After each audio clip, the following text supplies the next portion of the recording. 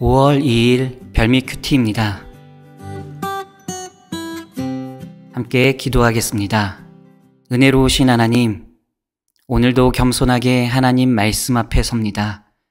이 시간 성령의 조명하심으로 말씀을 깨닫게 하여 주시고 말씀의 은혜를 마음에 새겨 하나님 말씀에 순종하며 오늘 하루의 삶을 살게 하여 주시옵소서. 예수님의 이름으로 기도드립니다. 아멘. 오늘의 말씀은 시편 119편 17절부터 32절까지입니다. 시편 119편 17절부터 32절까지의 말씀을 봉독하겠습니다. 주의 종을 후대하여 살게 하소서. 그리하시면 주의 말씀을 지키리이다. 내 눈을 열어서 주의 율법에서 놀라운 것을 보게 하소서. 나는 땅에서 나그네가 되었사오니 주의 계명들을 내게 숨기지 마소서. 주의 규례들을 항상 사모함으로 내 마음이 상하나이다. 교만하여 저주를 받으며 주의 계명들에서 떠나는 자들을 주께서 꾸짖으셨나이다. 내가 주의 교훈들을 지켰사오니 비방과 멸시를 내게서 떠나게 하소서. 고관들도 앉아서 나를 비방하였사오나 주의 종은 주의 율례들을 작은 소리로 읊조렸나이다. 주의 증거들은 나의 즐거움이요 나의 충고자 아니이다. 내 영혼이 진토에 붙었사오니 주의 말씀대로 나를 살아나게 하소서. 내가 나의 행위를 아뢰매 주께서 내게 응답하셨사오니 주의 율례들을 내게 가르치소서. 나에게 주의 법도들의 길을 깨닫게 하여 주소서. 그리하시면 내가 주의 기이한 일들을 작은 소리로 읊조리리이다. 나의 영혼이 눌림으로 말미암아 녹사오니 주의 말씀대로 나를 세우소서. 거짓 행위를 내게서 떠나게 하시고 주의 법을 내게 은혜로이 베푸소서. 내가 성실한 길을 택하고 주의 규례들을 내 앞에 두었나이다. 내가 주의 증거들에 매달려 싸우니 여호와여 내가 수치를 당하지 말게 하소서. 주께서 내 마음을 넓히시면 내가 주의 계명들의 길로 달려가리이다. 우리가 삶을 살아가다 보면 인생 속에서 지치고 힘든 때가 있습니다. 몸이 지치고 힘들 때도 있지만 마음이 힘들어서 무너질 때도 있습니다. 그렇다면 그럴 때 우리는 과연 어떻게 해야 할까요? 삶이 지치고 힘들 때, 그때 우리는 우리 삶의 이유와 목적을 다시 되새겨야 합니다. 내가 오늘의 삶을 살아내야 하는 이유를 돌아봐야 합니다. 그래야 쓰러지지 않고 무너지지 않고 다시 일어설 수가 있습니다. 오늘 우리가 함께 읽은 본문 말씀에서 시편 기자는 인생의 깊은 골짜기에서 하나님의 말씀만이 우리를 다시 일으킬 수 있다고 고백하고 있습니다. 시편 119편은 하나님의 말씀에 대한 가장 아름다운 노래로, 특별히 오늘 본문 말씀은 절망 속에서 말씀을 붙들고 다시 살아나는 한 영혼의 고백이라고 말할 수 있습니다. 본문 17절에서 시인은 이렇게 기도합니다. 주의 종을 후대하여 살게 하소서. 그리하시면 주의 말씀을 지키리이다. 시편 기자가 살게 하소서라고 기도합니다.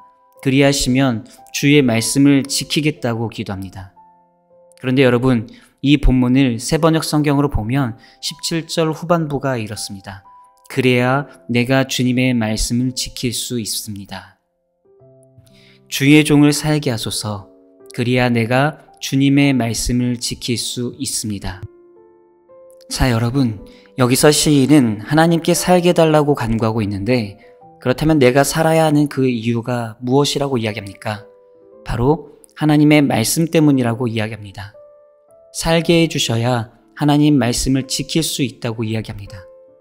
시편 기자는 하나님의 말씀을 지키기 위해 자신을 살게 해달라고 하나님께 간청하고 있는 것입니다. 그러니까 이 말씀을 통해서 우리가 알 수 있는 것은 시편 기자의 삶의 이유와 목적이 하나님의 말씀이라는 것이고, 이 삶의 이유와 목적 때문에 시인은 인생의 깊은 골짜기에서도 무너지지 않고 회복할 수 있다는 것입니다. 그렇다면 여러분, 이 말씀을 오늘 우리 삶 가운데 어떻게 적용해 볼 수 있을까요? 우리도 하나님 말씀을 우리 삶의 목적과 이유로 삼을 수 있어야 한다는 것이죠. 우리 역시 하나님 말씀대로 살아내는 것을 삶의 목적으로 삼아야 한다는 것입니다.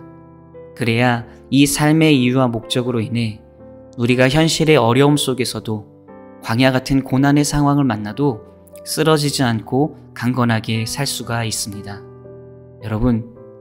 여러분도 여러분의 삶의 이유와 목적이 시편 기자처럼 하나님과 하나님의 말씀이 되기를 소망합니다. 그래서 그 삶의 목적과 이유로 인해 어떤 형편과 상황 속에서도 든든한 삶, 강건한 삶을 살아내는 여러분 모두가 되시기를 주님의 이름으로 축복합니다.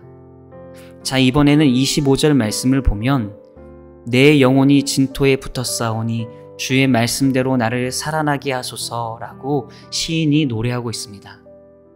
여기서 진토에 붙었다는 말은 삶이 완전히 무너진 상태, 그러니까 바닥을 친 삶을 뜻합니다. 이 글만 봐도 우리는 시인이 정말 힘들고 어려운 상황이었다는 것을 짐작해 볼 수가 있는데요. 혹시 여러분도 이런 심정이었던 때가 있으십니까? 아무 의욕 없고 희망도 없고 기도조차 되지 않는 그런 상태. 그런데 여러분, 시인은 바로 그런 때 이렇게 이야기합니다. 주의 말씀대로 나를 살아나게 하소서. 28절을 보니 시인은 다시 한번 이렇게 이야기합니다. 나의 영혼이 눌림으로 말미암아 녹사오니 주의 말씀대로 나를 세우소서. 하나님, 내 영혼이 지금 깊은 슬픔에 빠졌으니 주의 말씀대로 주의 말씀으로 나를 세워 주옵소서. 시편 기자가 지금 이렇게 이야기하고 있는 것입니다. 그럼 시인은 지금 왜 이렇게 노래하고 있는 것일까요?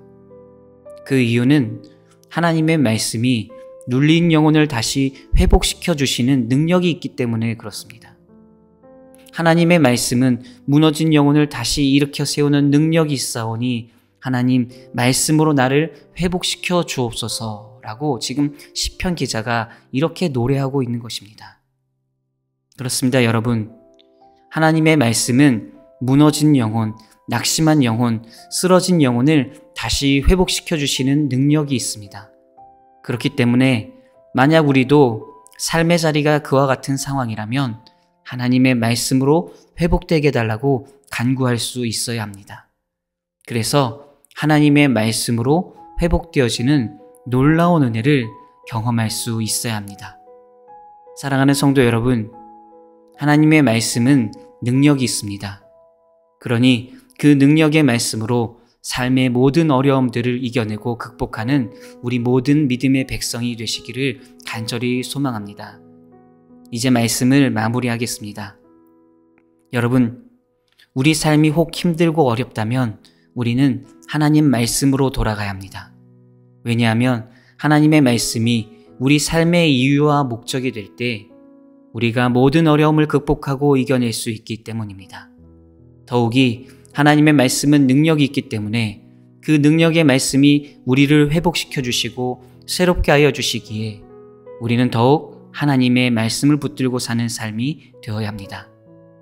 여러분 모두 하나님의 말씀을 붙들고 하나님의 말씀을 삶의 목적으로 삼아 날마다 승리하며 나아가는 믿음의 백성 되시기를 주님의 이름으로 축원합니다. 함께 기도하겠습니다. 사랑의 하나님, 하나님의 백성된 우리 모두 하나님의 말씀을 삶의 이유와 목적으로 삼고 하나님의 말씀을 의지하며 살아가는 삶이 되게 하여 주시옵소서. 또 하나님 말씀은 능력이 있사오니 능력의 말씀을 의지하여 우리의 모든 것이 회복되게 하여 주시고 늘 승리하며 살아가는 우리 모두가 되게 하여 주시옵소서. 예수님의 이름으로 기도드립니다. 아멘. 계속해서 묵상과 기도로 나아가겠습니다.